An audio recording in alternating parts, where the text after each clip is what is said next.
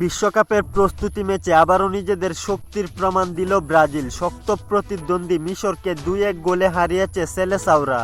ম্যাচের শুরু থেকে আক্রমণাত্মক ফুটবল খেলতে থাকে ব্রাজিল। মাত্র 7 মিনিটেই মিডফিল্ডার ব্রুনো গুইমারেসের গোলে 1-0 গোলে এগিয়ে যায় 5 বারের বিশ্ব চ্যাম্পিয়নরা। তবে মিশরও সহজে হার মানেনি। 11 মিনিটে মোস্তফা জিকুর গোলে সমতায় ফিরে আফ্রিকান জায়ান্ট এই দলটি।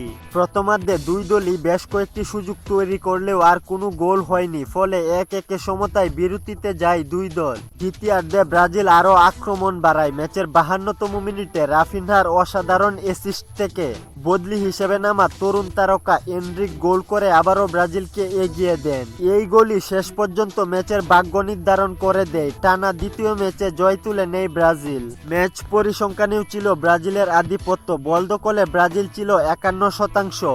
বড় সুযোগ তৈরি করেছে 5টি, যেখানে মিশর তৈরি করেছে মাত্র 1টি। তাছাড়া ব্রাজিল মোট 12টি শট নিয়েছিল।